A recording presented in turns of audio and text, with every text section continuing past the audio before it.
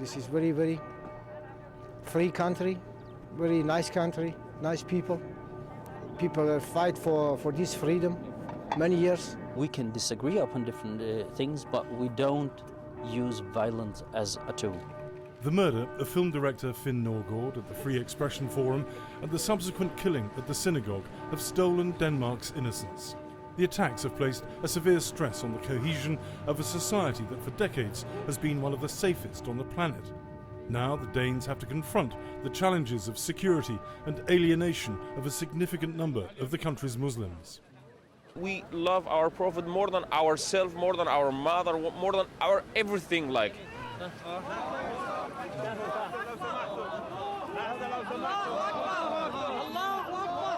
Some young people, they can't control self.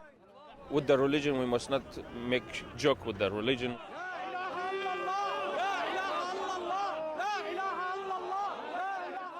Why they call them terrorists? In Afghanistan, it's getting people killed every day. In Palestinian, getting people killing every day. It's not calling terrorists. One person you get killed, and only this one calling everywhere terrorists.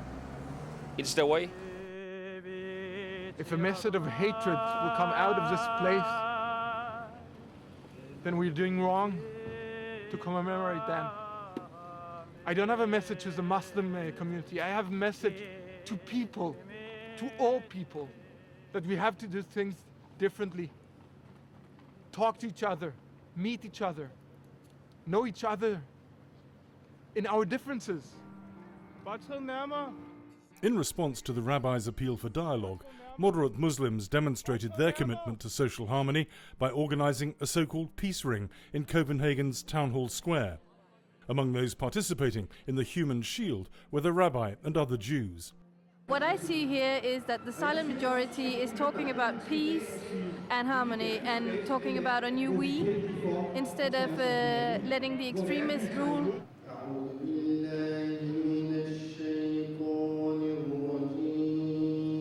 This gathering of Hizb ut-Tahrir, a group that believes in Sharia law and the establishment of a Muslim caliphate, emphasized the huge gulf between radical Islamists and Danish society.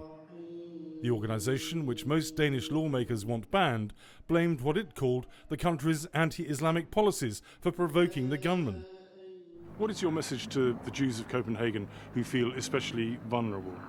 I don't feel responsible to have a specific message to the Jews of Copenhagen, and I'm not certain that they are in fact especially vulnerable compared to many other people. So I don't really have any comment to that question. How can you say they're not vulnerable when... I said I don't have a comment to that question. Is that because it's too difficult for you? No, not at all. It's because I think this interview is over. The police and intelligence services are alarmed that so many gang members appear to have crossed over to radical Islam. Trying to reverse the open hostility many young Muslims have towards Danish society is high on the political agenda as an election approaches with the right likely to benefit. We always had a reputation of taking refugees and trying to integrate them. This is a wonderful society and very open society where all possibilities are there for young people. Get on with it instead of all the whining. Fatma Öktem, a moderate Muslim MP, believes that new arrivals have the right to oppose fundamental Danish principles of democracy and free expression, but for her there are limits. If you can't respect the Danish values, maybe you should find yourself another country. One person working on the front line of integration is Pernille Østrøm, the vicar of Nobro, the predominantly immigrant district where the killer grew up and was shot dead. She regularly hosts functions for Muslims and their children.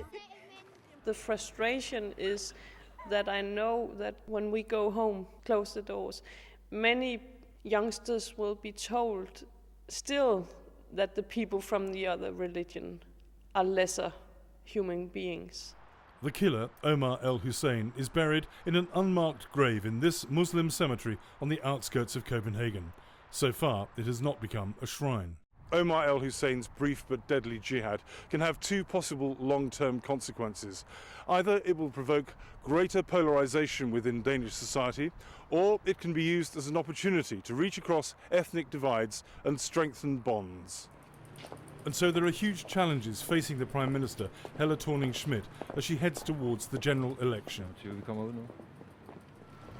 I would like us to go back to peaceful, quiet, little nice Denmark, the happiest country in the world, but I don't know if it's possible now. I really don't know.